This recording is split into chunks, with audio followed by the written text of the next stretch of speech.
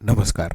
मैं श्रीपाद बख्शी पुनः उपस्थित हूँ आपके सामने पानी से जिंदगी से एक और मोती लेकर। एक विषय यदा कदा चर्चा में आता है और कई बार बहस का मुद्दा बनता है कि क्या फिल्में समाज को प्रभावित करती हैं। क्या फिल्मों में दिखाए जाने वाले पात्रों, उनके व्यवहार इत्यादि का असर जनमानस पर पड़ता है। इस विषय पर साधारणतया उस समय के मूड को भांपते हुए उत्तर दिए जाते हैं और इसलिए इसके समर्थन और विरोध में जवाब दिए जाते हैं। जब बात बिगड़ने लगती है तब यह कहकर अलग हुआ जा सकता है कि फिल्में मनोरंजन के लिए बनाई जाती हैं और इस प्रकार की बातें एक महज संयोग हो सकता है।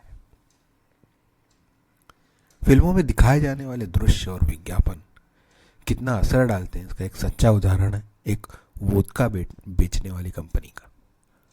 जो लोग थोड़ी बहुत इस विषय की जानकारी रखते हैं वे जानते हैं कि वोदका का अपना कोई स्वाद नहीं होता, कोई रंग नहीं होता। कंपनी के सामने यह प्रश्न था कि इस प्रकार के पदार्थ को बेचा कैसे जाए, उसे लोगों के बीच किस तरह पेश किया जाए कि लोग आकर्षित हों। विज्ञापन जगत के महारथियों का यह मानना था कि यदि तंबाकू जैसी चीज को सिगरेट और सिगार के माध्यम से बेचा जा सकता है तो वोदका को क्यों नहीं। सिर्फ जरूरत है किसी फिल्म में प्रभावी विज्ञापन की और साथ ही साथ उसकी बाजारों में समय पर उपलब्धता सुनिश्चित करने की। यह तय किया गया कि जेम्स बॉन्ड की एक जासूसी फिल्म में उसे एक ऐसा ड्रिंक ऑर्डर करने के लिए दिखाया जाएगा जिसका अस्तित्व हो ही नहीं। इसी आधार पर जेम्स बॉन्ड फिल्म में ऑर्डर करते हैं वोदका मार्टिनी शेकन। इस अनजान नाम से जो एक और खास बात थी वो थी शेकन। सामान्यतः अंग्रेजी शराब में कुछ भी मिलाते समय उसे धीरे धीरे घुमाया जाता है, परंतु शेकन शब्द कुछ अलग था और प्रभावी भी।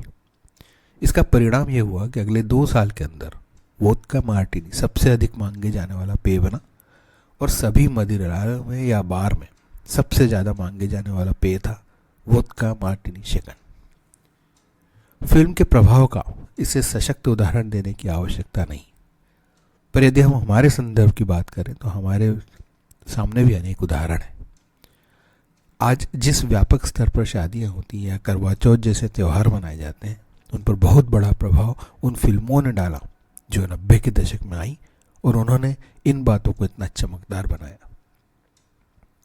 विज्ञापन और फिल्मों का सभी उम्र के लोगों पर बहुत प्रभाव पड़ता है और यही कारण रहा है कि हर छोटे मोटे कार्यक्रम में भी इनकी भरमार रहती है।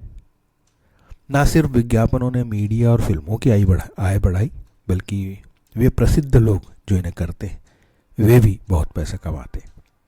स्वाभाविक है कि जो संस्था इतना पैसा विज्ञापन पर खर्च कर रही है वह भी तभी करेगी जब उससे कई गुना आय हो।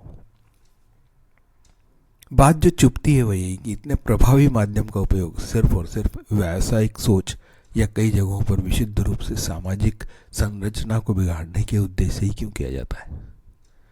समस्या यही है कि अच्छी बातों को बढ़ावा देने से समाज का भला तो हो सकता है, परंतु को व्यावसायिक लाभ नहीं होगा।